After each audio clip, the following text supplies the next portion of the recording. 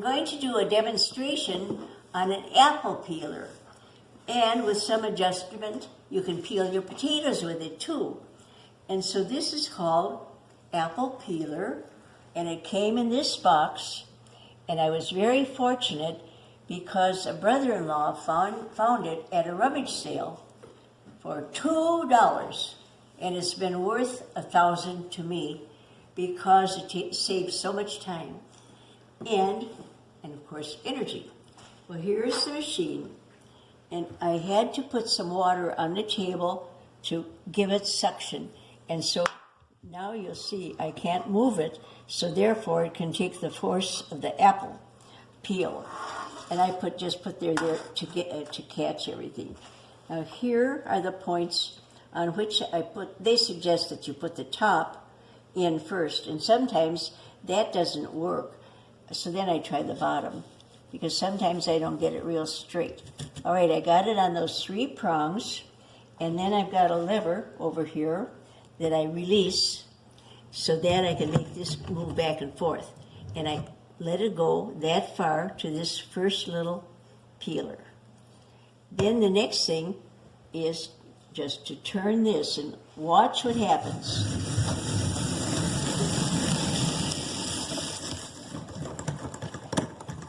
Then I just release this again so I can get it off of there. There, now here is the apple. It's all peeled, it's cored, and it's sliced, and it's all ready to put in my pie crust. So then to remove this, sometimes it's not real easy. I usually take a knife and just try to get it off. Sometimes it'll come right off.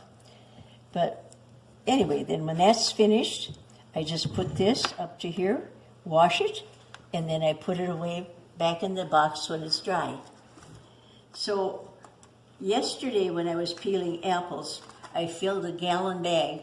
I used a 10-inch pie tin, and I think that it's going to be a little bit too much for that pie. However, I'd rather have more than less, because I don't want a flat pie. So and Sister Mary helped me because she's got the job of taking these rings apart, and sometimes if it goes a little crooked, you might find the seeds in there. So that's her job. She takes all the rings apart, and then she puts it into the gallon plastic bag, and then we lay it flat on the table, and we let the water drain, and then we pick it up sideways through it. Oh, we only close about everything except about 1 inch of the bag, and then we tip it over and get all the water out as much as we can. Then when we lay it down, I take this straw and I suck the air out, and sometimes there's a lot of air in there. First of all, I try to pat it down so it gets some air out. But anyway, so then when you put it in the freezer, I lay it flat on a tray. Let's hope it went flat. So that we can stack them in our refrigerator, because I sure don't want bumpy ones, because it's pretty hard. So you see how that looks now.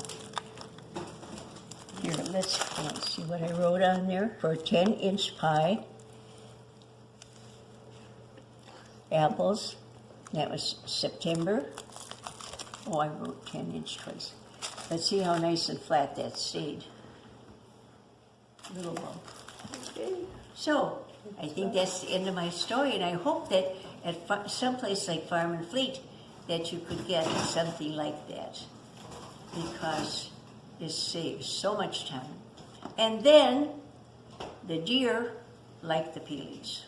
Yes.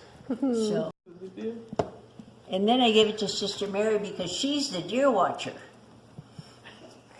And she's the one that puts the peelings out for the deer. And so we had 2 buckets yesterday, but she only put out 1, and they only ate half of 1.